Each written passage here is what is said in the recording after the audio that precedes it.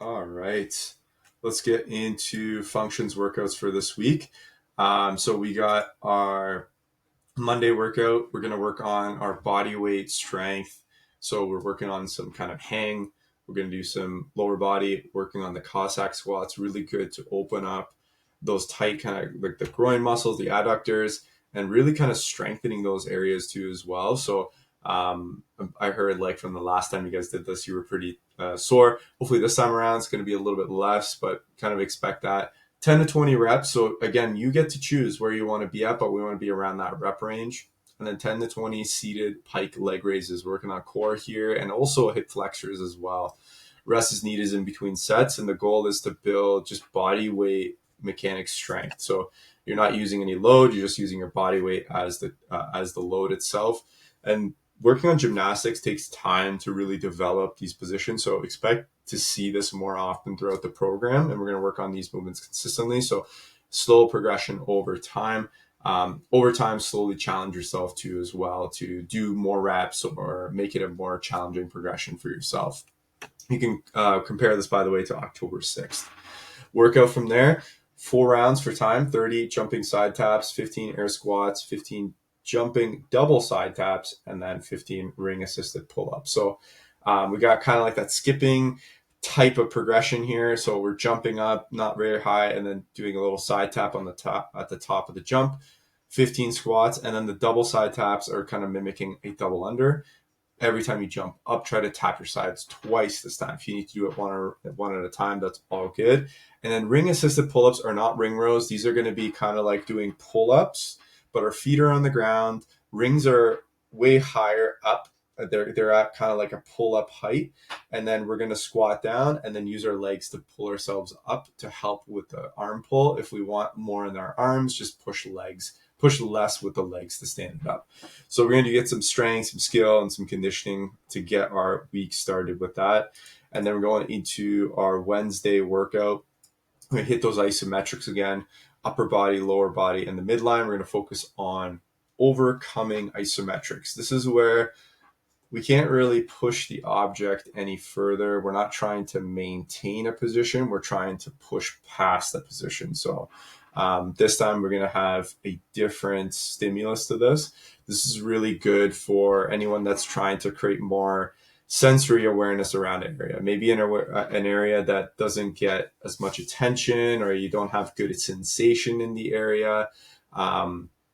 Really good, I find, sometimes even for some pain management. If you're finding like you're just don't have that good control in a certain area, we can get into that position and create some overcoming isometrics to help with better sensory awareness around the area, which then in part helps with reducing the pain, reducing the tightness in the area. So a lot of cool benefits from doing the strength work. So overcoming isometrics are going to be the focus there. And then our workout today is going to be a conditioning based workout, 5 rounds, 4 reps, 2 minutes on, 1 minute off, 3 calories on the bike, 5 med ball side throws. And then we're going to go 6 and then 10, 9 and 15. And then when you finish the 2 minutes, you're going to pick up where you last left off from the previous round. And we're going to go for 5 rounds. So you got a 2 minute window to get as far as you can. You got 1 minute off, 2 minute window, 1 minute off, and so forth for 5 rounds. Thursday, great day to work on our midline. All of us need work there. If you guys were here last week, I was mentioning that we need work on our lumbar spine and more awareness around that area. So we're going to really focus on that today, revisiting how do we bend laterally, flex through the lumbar spine, extend through the lumbar spine. And we're going to go into learning how to put that all together into a front lumbar circle. So we're going to take you through that, focusing on building good motor control awareness around the lumbar spine. And then our workout to follow up, getting a little sweaty here, and then but still keeping it novel. 15-minute AMRAP of 5 Turkish sit-ups per side with a shoulder circle at the top of each rep. So every time we come up to the top of that Turkish sit-up, we're going to do one shoulder circle. And then you can come back down. You can do it in any direction you want, but we're going to do one circle every single time at the top to challenge that stability in our shoulder and also create awareness of when our body's in that kind of like awkward side position. can we identify where that shoulder is in space? So there's some body awareness that we're training as well, doing this complex of the Turkish sit-up. When we do that, once we've done 5 per side, then we're going to do a 100-meter row. Then we're going to go back and do 200-meter row and so forth. So we're going up in reps with the rowing, but the Turkish sit-ups are going to stay the same. So we're going to focus on our midline and some conditioning. And I'm going to say body awareness as well in here. So let me add that, and body awareness. Perfect. Okay. Then Saturday, we're going to keep that rhythm with the conditioning.